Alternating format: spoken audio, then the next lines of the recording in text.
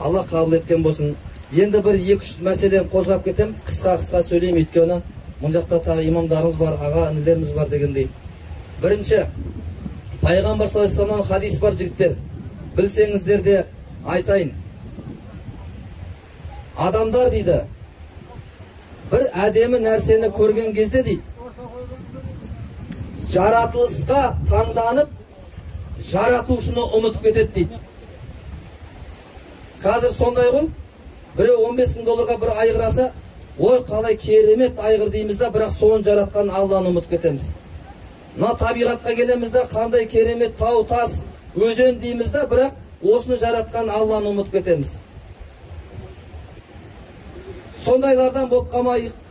Алла Тағалам әрқашан жақсы істерде де, басқа істерде де Құдайды ойлап тұратын кісілерден болды, баршамызға нәсіп етсін. Одан кейін мынау жаз келді. Қазір елдің барлығы екі нәрсені іздейді. Елдің барлығы екі нәрсені іздейді. Оның біреуі не деп ойлайсыздар?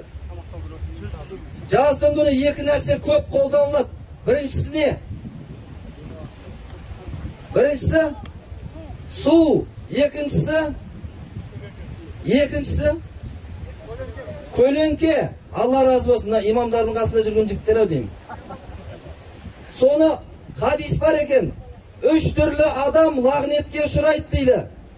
3 түрлі адам лағнетке ұшырайды дейді. Біріншісі көлеңкеге дәрет сындырған, екіншісі суға дәрет сындырған, үшіншісі жолдың үстіне дәрет сындырғандар лағнетке ұшырайды дейді. Соны өзімізге де, бала шағамызға да айтып қойсақ, ағайындар. Мына жаздың күні елдің бар судың ішінде. Ана далаға шығып, дәрет сындырайын десе, өз анау сиырдың сүтін ішкен адам, мына өзенге түскенде міндетті түрде кіші дәрет қыштайды. Сонда ана өзенге түскенде далаға шығып дәрет сындырайын десем, адам көп. Сосын судың ішінде бір сәл тұрсаң болып, жып-жылы болып кетеді ғой, жерлерше бір. Сол дұрыс емес екен ғой сол. Бекерге Құдайдың несіне қалып қояды екенбіз.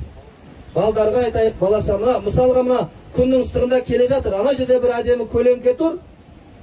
Сол көлеңкеге демалуға зорға жеткен адам қараса біреулер бүлдіріп кеткен. Рахмет айтамыз сонда осы адамға. Деген сияқты мәселенді қолға алайық. Сонда біздің жастарымыз жаңағыдай лағнетке ұшырамай жүретін болса, рахмет айтып жүретіндердің қатарынан болады.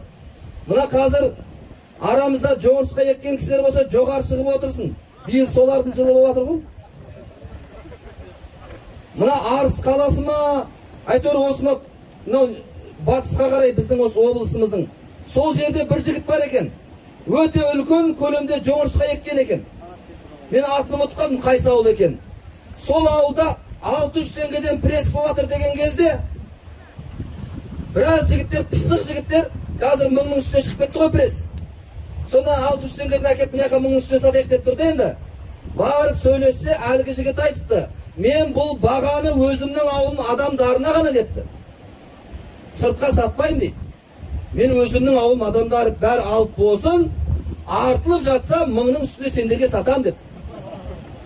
Мен өзімнің ауылым адамдарын бірінші қамтамасыз етіп алуым керекпін депті да. Міне елімізде осындай азаматтар өсіп келе жатыр. Көбейіп келе жатыр осындай жігіттер. Міне өздеріңіз сияқты талай жігіттер көбейіп келе жатыр. Алла разы болсын. Мына жерге мен бір білімділігіне сөйлеп тұрған жоқпын.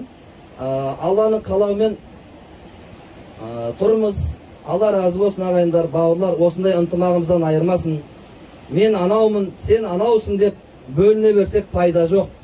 Алла Тағалам ынтымақ қылған елді жақсы көреді. Ауызбіршілік жасаған елді жақсы көреді. Мен соңғы кезде ауыл аралап жүрмін. Біздің осы облысымыздың бірнеше ауылдарын аралап шықтым.